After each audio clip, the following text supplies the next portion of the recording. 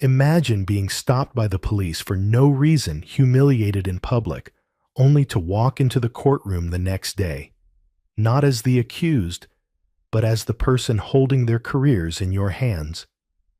This isn't just a story of one man's dignity. It's a reckoning that left a city forever changed. Stay with us because you won't believe how it ends. Dear viewer, what you are about to witness is not just a story. It is a powerful testament to the quiet power and pursuit of justice in places most people ignore. If this is your first time here, I warmly invite you to share where you are watching in the comments below.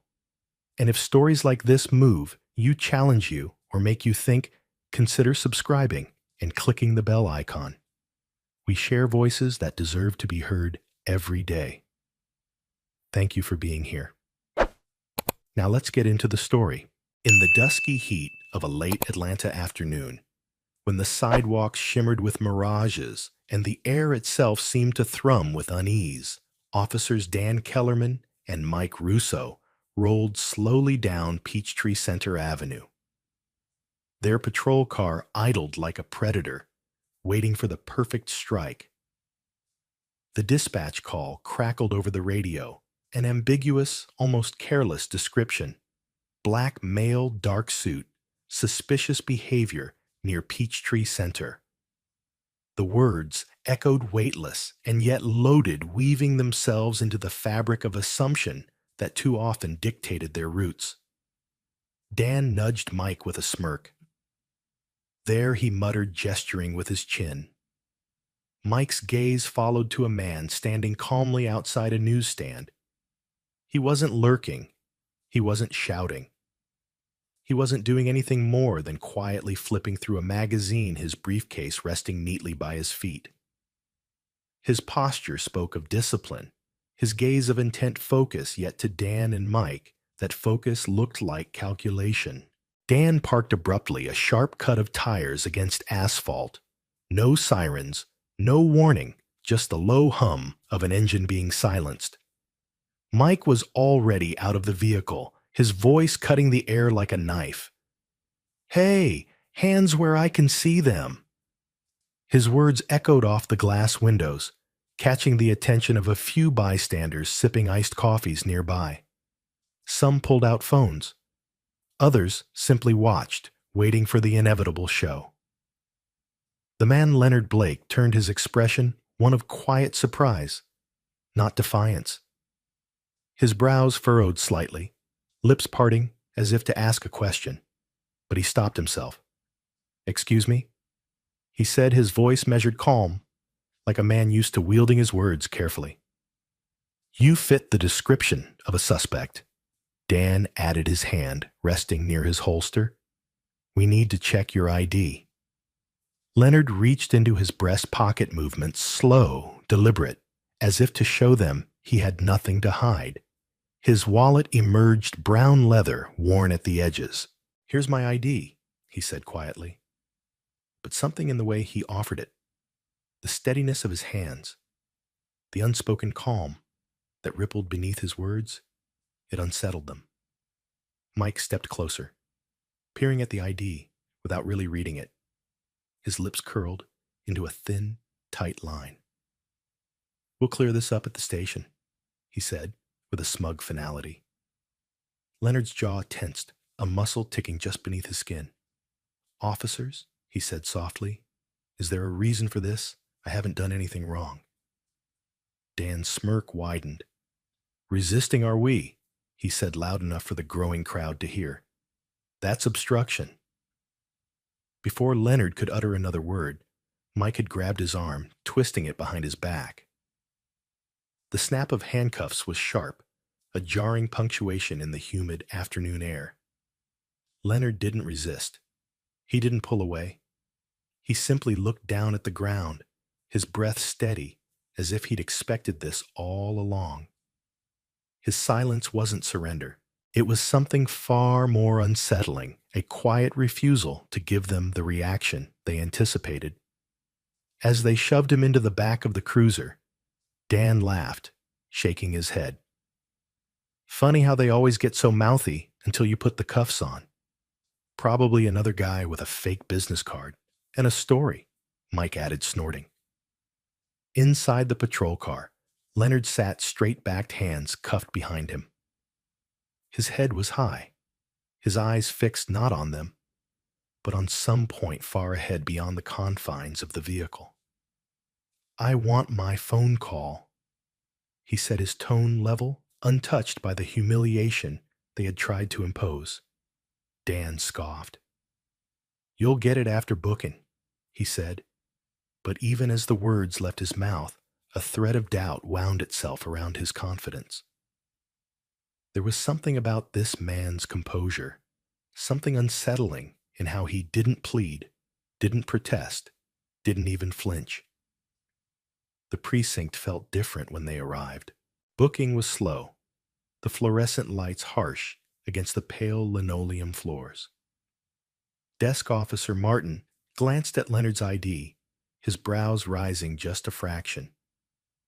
"You sure about this one?" he asked Dan, quietly glancing at the arrest report. "Fits the call," Dan replied too quickly. "Obstruction, suspicious behavior." Martin's hesitation was almost imperceptible, but it was there.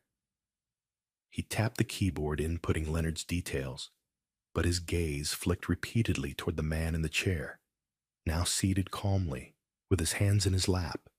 No cuffs, no visible defiance, just a quiet steadiness.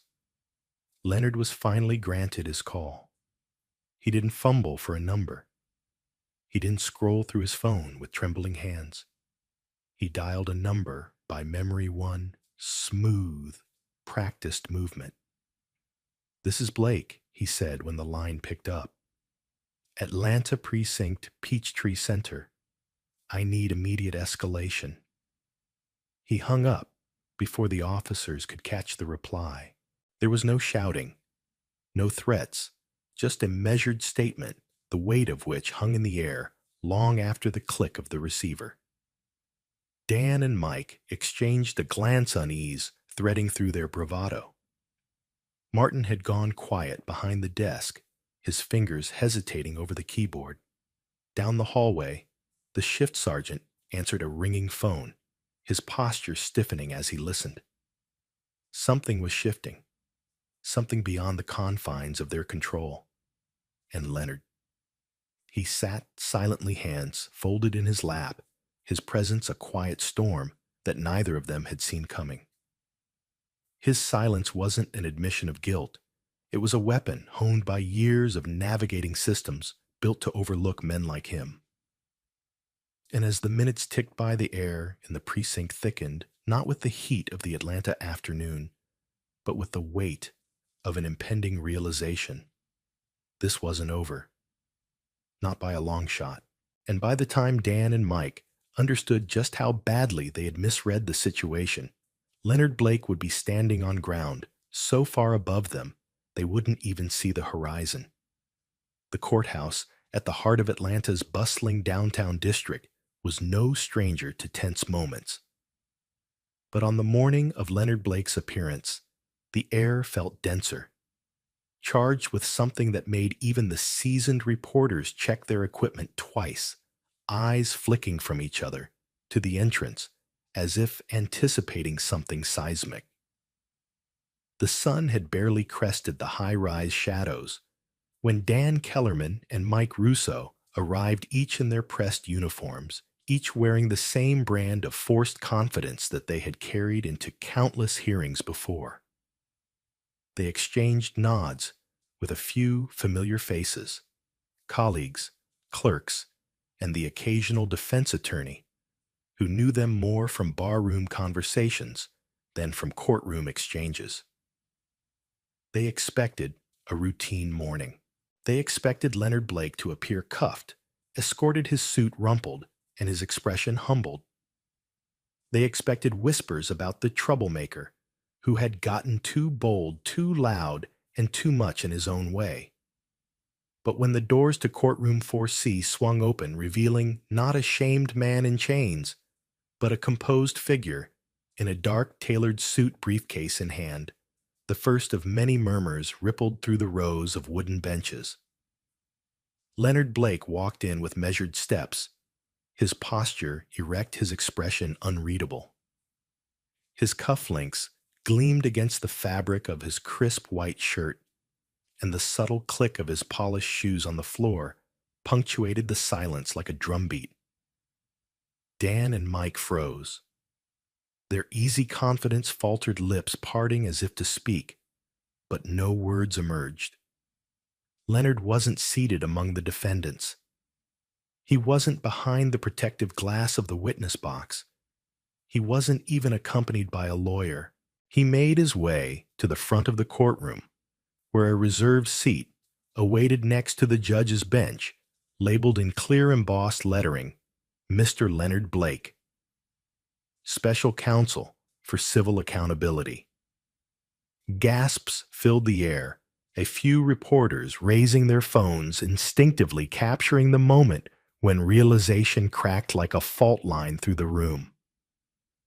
Dan's hand trembled at his side, his fingers grazing the edge of his badge. Mike's eyes darted to the bailiff, then to the judge, as though waiting for someone to declare this all a mistake. The judge, a stoic woman with silver hair pinned into a no-nonsense bun, called the room to order. This hearing will review procedural conduct during the arrest incident at Peachtree Center last week. She began, her voice steady despite the undercurrent of tension thickening around her words. Mr. Blake will serve in an advisory capacity as representative of the state's Civil Accountability Office. Mike let out a sharp, involuntary breath. Dan's mouth was dry. They both stared at Leonard, who remained seated calmly, flipping through a sheaf of documents in a binder marked with the seal of the Office of Civil Accountability, the very department that could audit precincts, launch investigations, and recommend dismissals. The realization came crashing down on them. This wasn't just about Leonard Blake. This wasn't just a single bad call on a humid afternoon. This was a storm of reckoning years in the making, and Leonard was at its eye. The judge continued, "Officers Kellerman and Russo, please, approach the bench." Their feet felt leaden as they moved, the murmurs in the courtroom swelling behind them. The judge peered down her gaze, cutting and clear. "Please explain the reasoning behind Mr. Blake's detainment." Dan swallowed hard. "We received a dispatch about a suspicious individual," he said, voice cracking at the edges. "A black male, dark suit matching Mr. Blake's description. We followed protocol." Leonard's voice, when it came, was smooth as silk, yet edged with quiet steel. "That protocol," he said, finally looking at them, his gaze steady and piercing, "has been applied so many times to men who look like me that it's no longer protocol, it's profiling." A hush fell heavy and undeniable. Reporters' pens scratched hurriedly against paper. Phones were recording lenses, capturing not just the moment, but the shift in power dynamics that was unfolding in real time. I was given no chance to explain. No one checked my identification. No one listened.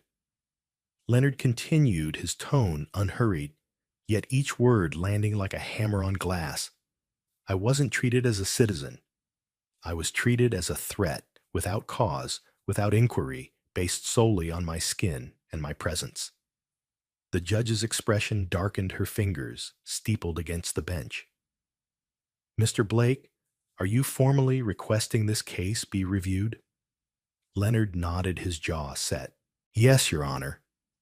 I am requesting a full procedural review of the conduct exhibited by Officers Kellerman and Russo during my detainment, as well as a broader investigation into departmental patterns of similar incidents." Dan felt the floor tilt beneath him, the weight of the courtroom's gaze pressing down like an avalanche. Mike's breath was shallow, his throat constricted as though the very air had thickened.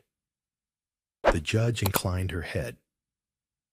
Granted, the review will commence immediately. Officers, you are dismissed for the remainder of this session. You may remain seated, but you will not leave this courtroom until further notice. As Leonard sat back, the light of 1,000 realizations seemed to flicker across the faces of everyone present. Dan and Mike weren't just facing a hearing, they were facing a reckoning. The murmurs grew louder, the weight of truth settling like a shroud over the room. And Leonard Blake. He simply folded his hands atop his binder, his calm the quiet fury of a man who had waited too long for justice, and who now finally was ready to deliver it. The shock wasn't in his words. It wasn't in the procedural twists or the legal authority he wielded. The shock was in the realization that Leonard Blake had been the one with the power all along, and that the men who thought their badges made them untouchable were now realizing they had been exposed not by a rebel, but by their new boss. The corridors of the Office of Civil Accountability were a world away from the chaotic energy of the courtroom. Here, the air was cool and measured, the light subdued, and every step echoed softly against polished marble floors. Leonard Blake sat at his desk, a row of thick files open before him, his gaze steady as he turned pages marked with dates, times, and clipped phrases that formed a pattern only a meticulous eye could detect. This was no longer about one incident in downtown Atlanta. This was about connecting the threads that had for years gone unnoticed or conveniently ignored. Behind the glass walls of the conference room, a team of investigators, auditors, and legal advisors gathered, each one handpicked for their experience and discretion. Among them was Maria Torres, a forensic data analyst known for her tenacity in digging through seemingly innocuous reports and unearthing discrepancies that others missed. At the far end, Samuel Price, a civil rights attorney with a calm demeanor and a sharp mind-reviewed case precedents, while occasionally glancing toward Leonard for unspoken cues. Leonard's phone buzzed quietly. He glanced at the screen. A message from his assistant, Angela City's legal team, is requesting a timeline for your findings. They're worried about media fallout. He sighed, rubbing the bridge of his nose. This wasn't just about internal affairs anymore. The arrest, the courtroom revelation. It had lit a fuse that now threatened to detonate across the city's fragile public trust. Every hour since that hearing had been a race against both time and institutional inertia. But Leonard knew this was not a sprint. It was a marathon, one that required precision and unwavering focus. As he prepared his summary, his mind replayed the scenes from the courtroom, Dan Kellerman's hollow defense, Mike Russo's incredulous silence, and the hushed electric tension that had fallen when the judge granted the review. Those moments weren't just dramatic.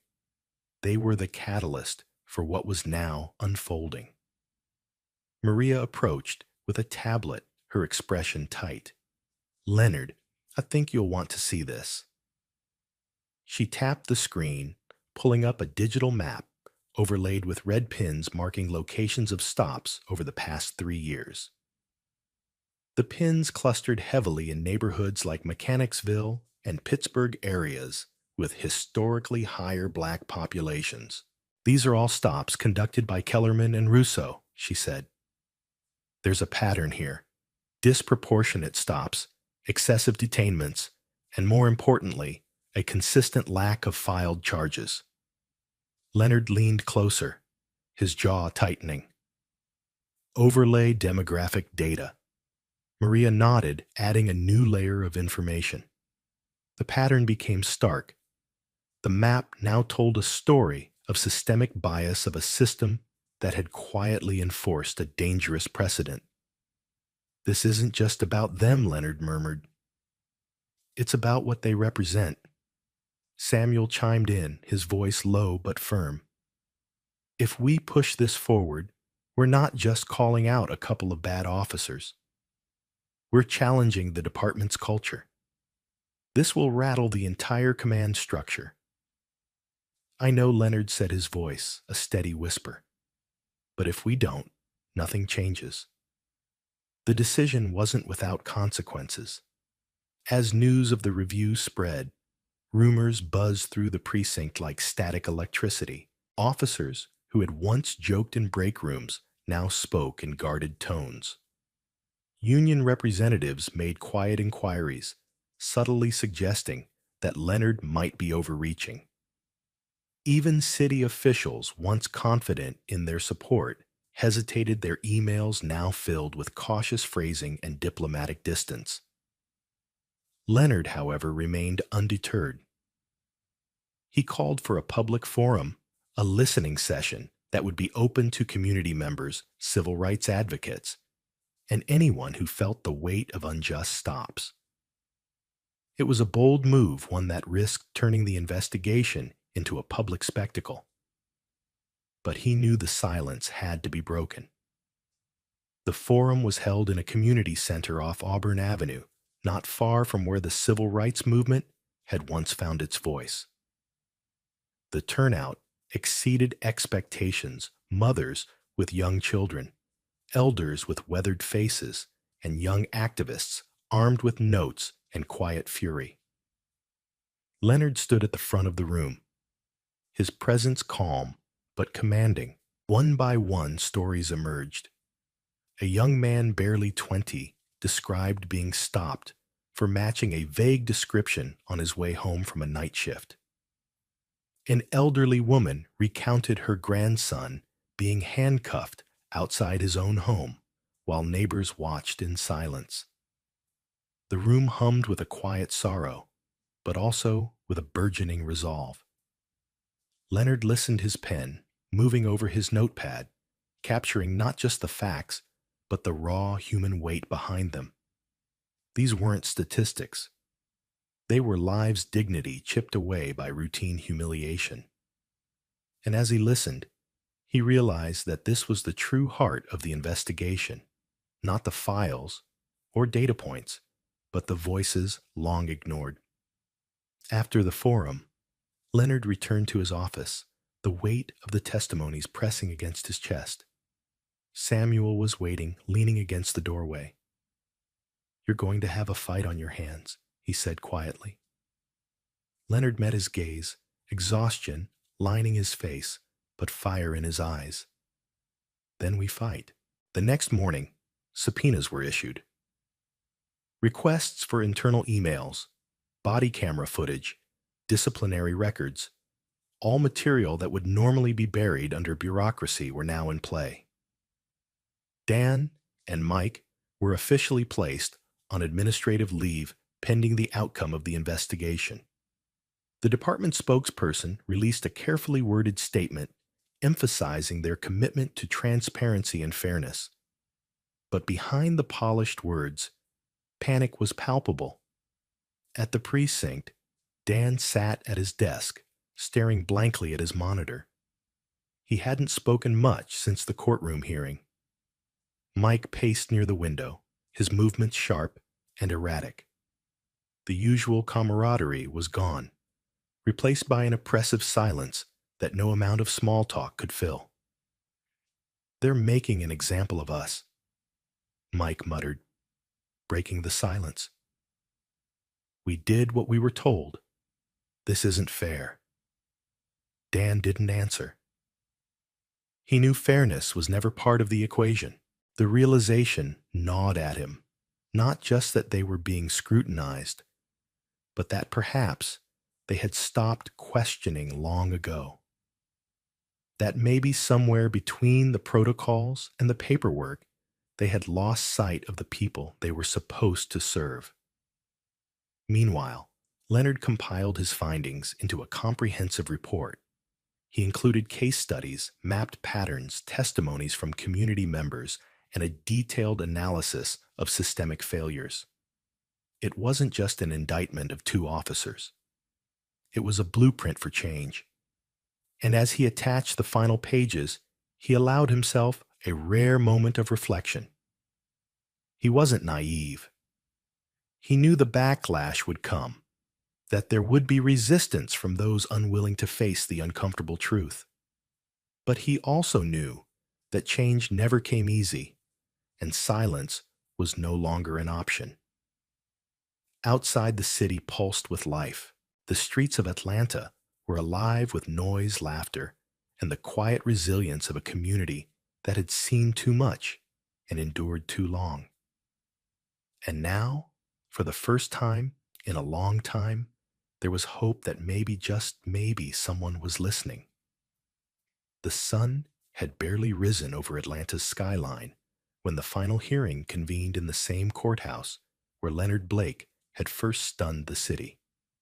The corridors hummed with quiet tension, reporters murmuring in hushed tones, their pens and recorders poised to capture history in the making.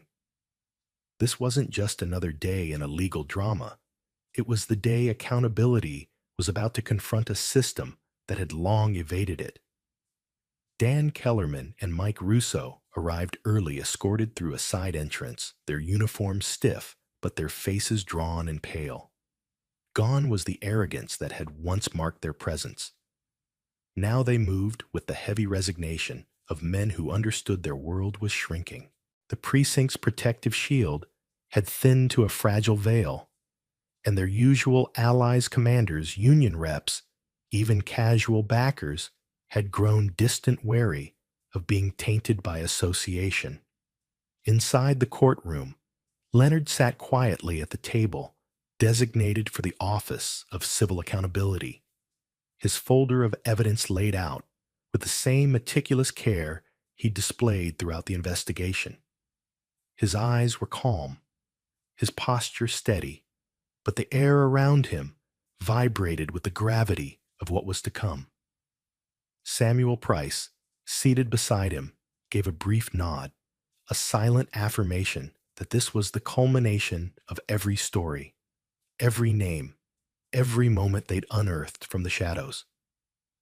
The judge entered her robe, a stark contrast against the pale wooden bench. She wasted no time.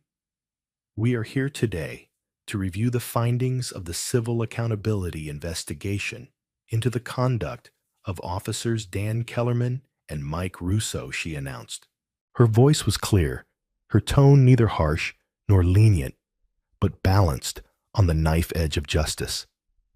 The hearing unfolded not with the fiery accusations some might have expected, but with a deliberate, almost surgical precision.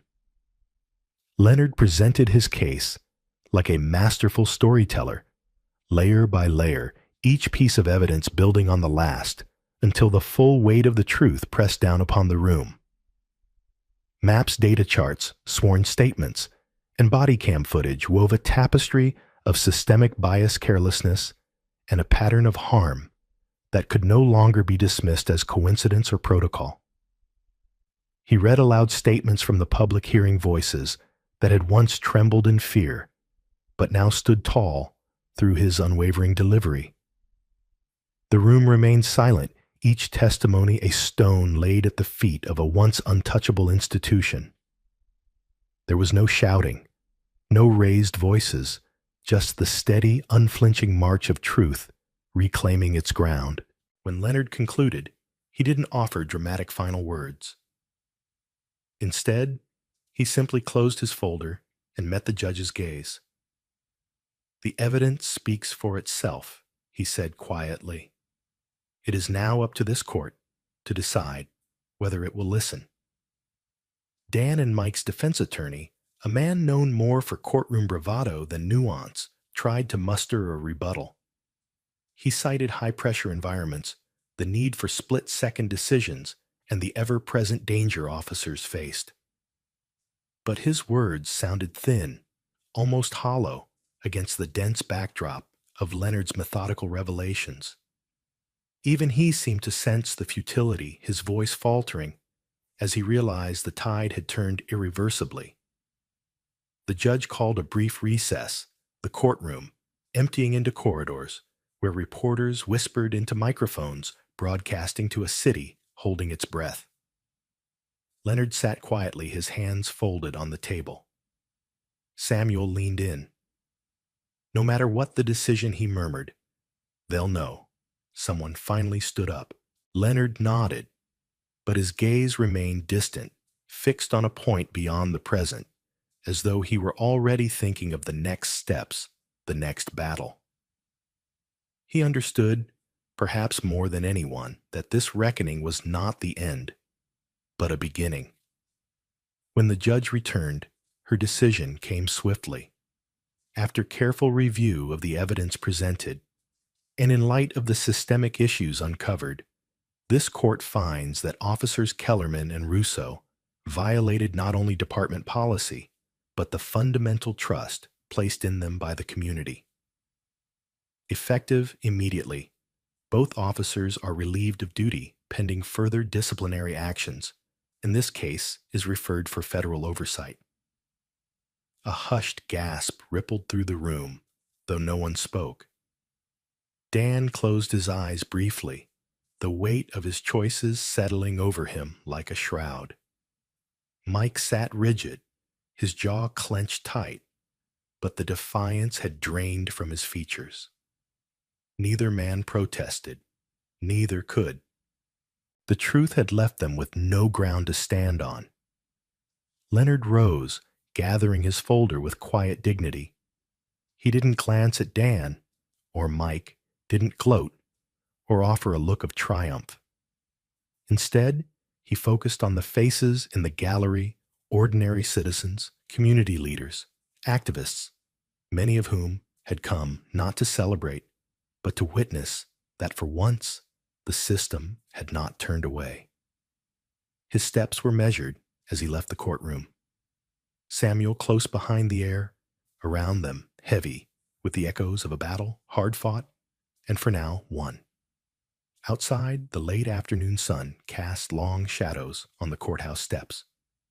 A crowd had gathered, small but resolute, holding signs that read, "Justice Matters End, Racial Profiling and Accountability for All." Leonard paused at the top of the steps, looking out over the crowd, feeling the weight of their hope and the responsibility it carried. Cameras flashed, reporters called out his name, but he didn't stop to speak. Instead, he descended the steps slowly, deliberately. A man who knew that this moment wasn't about him, but about the countless others who'd been stopped, questioned, dismissed, and silenced. Today was for them. Tomorrow, the fight would continue.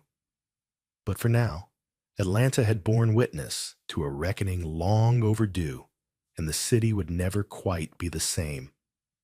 Weeks after the courthouse reverberated with the weight of accountability, Leonard Blake found himself standing on the steps of Atlanta's City Hall, not in a courtroom, but at the center of a community gathering. The sun, mellow and golden, bathed the scene in a light that seemed to promise something more hopeful than the trials of the past months. The air was filled with a cautious optimism, the kind that settles in after a storm, fragile but determined.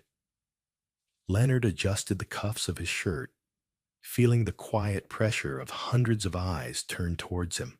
Samuel Price stood nearby, his presence steady, a silent reminder of the journey they had navigated together.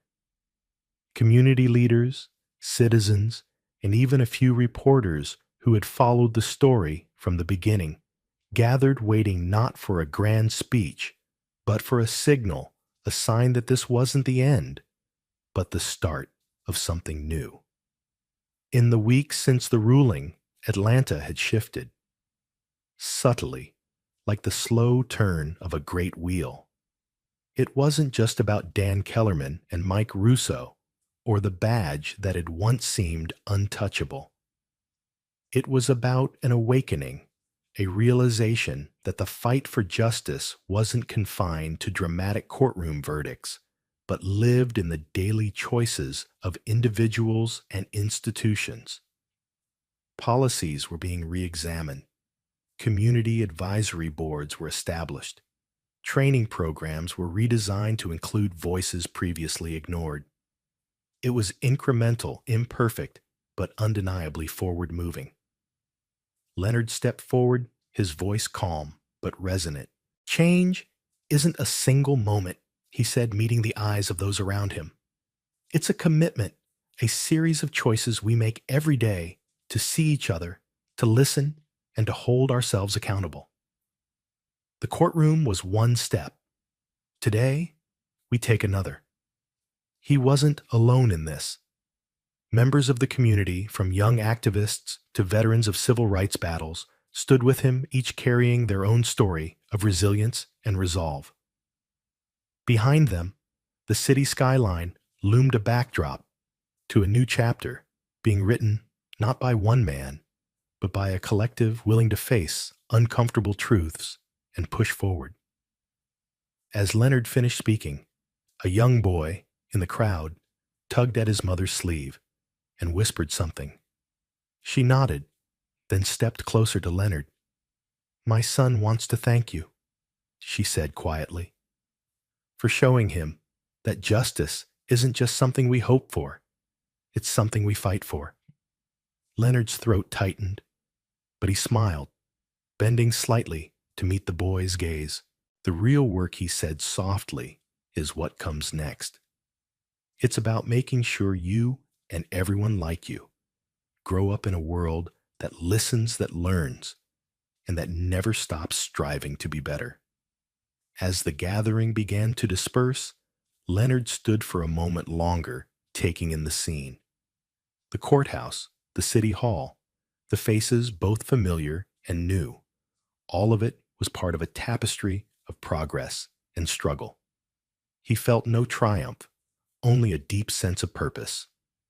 The road ahead would be long filled with obstacles and setbacks, but it would also be paved with the voices of those who refused to be silenced.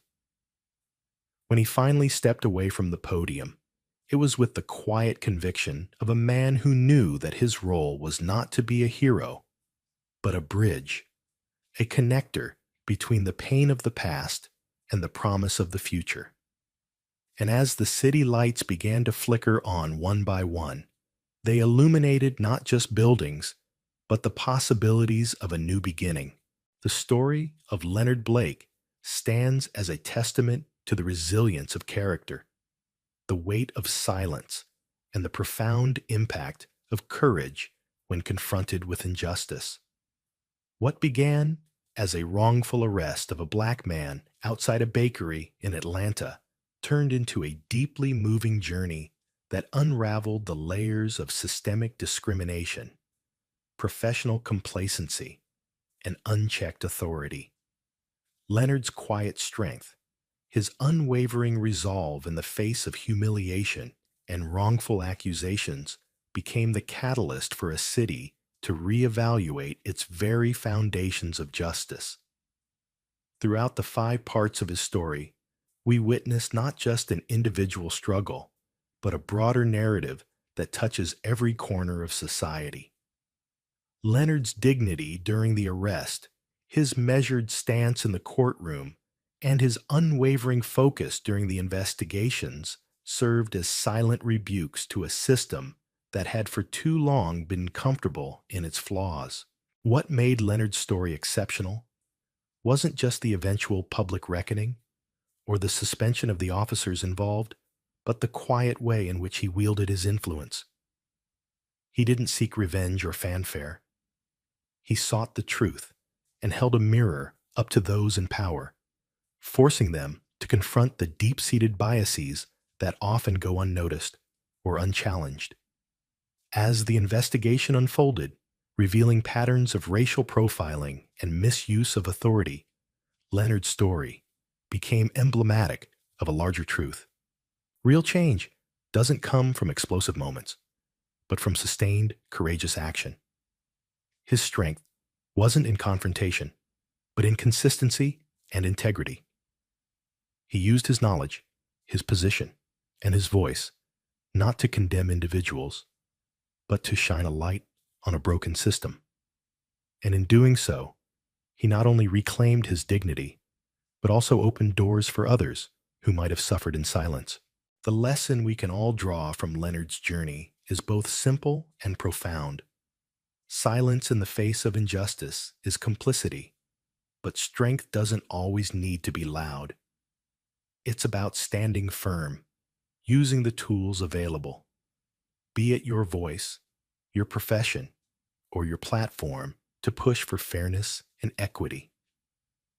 Whether it's calling out bias in the workplace, advocating for someone being treated unfairly, or even taking the time to listen to a story that makes you uncomfortable, each act of awareness and courage creates ripples that can lead to real change.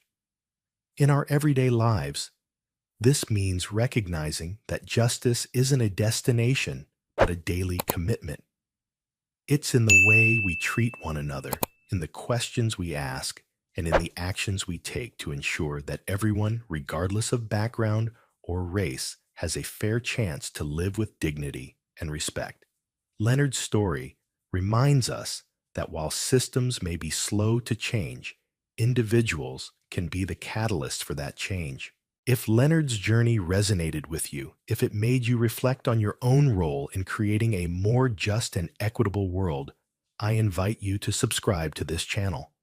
Your support gives us the strength and motivation to keep sharing stories that matter, stories that challenge, inspire, and remind us of the power we hold when we stand together for what's right. Join us in continuing the conversation, because the work isn't done yet, and every voice counts.